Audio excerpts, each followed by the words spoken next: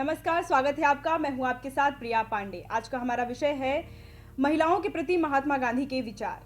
देश के राष्ट्रपिता महात्मा गांधी महिलाओं को पुरुष के मुकाबले अधिक शक्तिशाली और सुदृढ़ मानते थे। महिलाओं के अधिकारों के मामले में आज जो भी वातावरण है उसकी नींव गांधी ने बहुत पहले ही रख दी थी। महिलाओं के प्रति उनके ऐसे विचार उनके लेखों तथा व्याख्यान में अनेकों बार प्रकट हुए। एक बार महात्मा गांधी ने कहा था, अबला पुकारना महिलाओं की आंतरिक शक्ति को दुत्कारने जैसा है। जहां तक स्त्रियों के अधिकार का सवाल है, मैं कोई समझौता नहीं करूंगा। नारी पर ऐसा कोई कानूनी प्रतिबंध नहीं लगाना चाहिए जो पुरुषों पर ना लगाया गया हो। नारी को अबला कहना उसकी मानहानि करना है। स्त्री और पुरुष एक दूसरे के पूरक हैं। आपसी सहयोग के बिना दोनों का अस्तित्व असंभव है। स्त्री पुरुष की सहचरी है। उसकी मानसिक शक्तियां पुरुष से जरा भी कम नहीं है। गांधी कहते थे कि यदि मैं स्त्री रूप में पैदा होता तो मैं पुरुष द्वारा थोपे गए हर अन्याय का जमकर विरोध करता। महात्मा गांधी ने कहा, दहेज को खत्म करना है तो लड़के लड़कियों और माता पिता उनको जाति बंधन तोड़ने होंगे। सदियों से चली आ रही बुराइयों को खोजना होगा और उनको नष्ट करना होगा। जागरूक स्त्रियों का विशेषाधिकार होना चाहिए। पत्नी और मां प्रेरणा का स्रोत। महात्मा गांधी की महिलाओं के बारे में जो सोच है उसे उनकी आत्मकथा सत्य के साथ मेरे प्रयोग के तौर पर ज्यादातर जोड़कर देखा गया। उस दौर में भी उनकी सोच महिलाओं के सशक्तिकरण को लेकर जितने सुदृढ़ थी, वह इस दौर के लोगों के लिए एक मिसाल है। आज के समाज में बापू के विचारों को फिर से याद करने का समय है। महात्मा गांधी ने यह स्वीकार किया था कि उन्हें अहिंसा और सत्याग्रह के मार्ग पर चलने की प्रेरणा अपनी मां और पत्नी से मिली। महात्मा गांधी अपनी मां और पत्नी को अपनी शक्ति के रूप में मानते थे। पत्नी कस्तूरबा उस समय की पत्नियों से अलग थी। उनकी सोच काफी अलग थी। वह भी गांधी के साथ उनके इस विचार को सहयोग देती और उनके कार्यों में कंधे से कंधा मिलाकर चलती थी। महात्मा गांधी का मानना है कि दांडी मार्च और सत्याग्रह महिला कार्यकर्ताओं की वजह से ही सफल हो पाया था।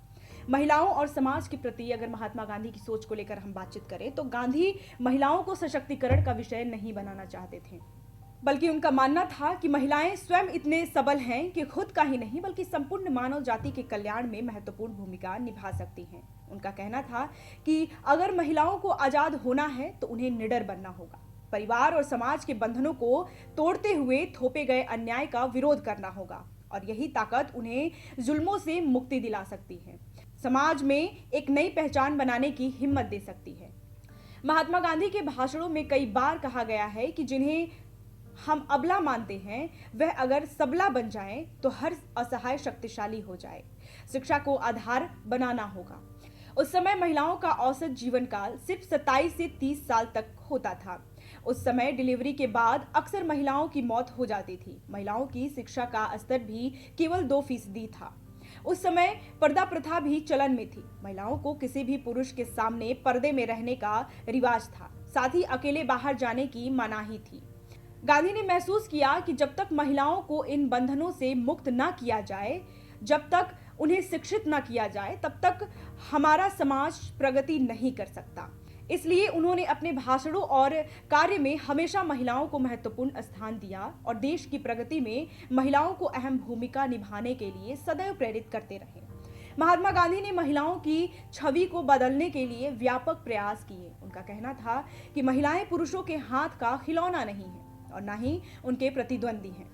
महिला और पुरुषों में आत्मा एक ही है और उनकी समस्याएं भी एक जैसी हैं। महात्मा गांधी ने महिलाओं के शिक्षित होने पर सबसे ज्यादा जोर दिया क्योंकि यही वह आधार था जो महिलाओं को पुरुषों के बराबर ले जाकर खड़ा कर सकता था। उनका मानना था कि महिलाएं ज्ञान, विनम्रता, धैर्य, त्याग और विश्वास की मूर्ति हैं। महात्मा गांधी ने जिस अहिंसा का उपदेश दिया उसमें सहन शक्ति का होना अनिवार्य है और यह चीज महिलाओं का एक प्रमुख गुण है।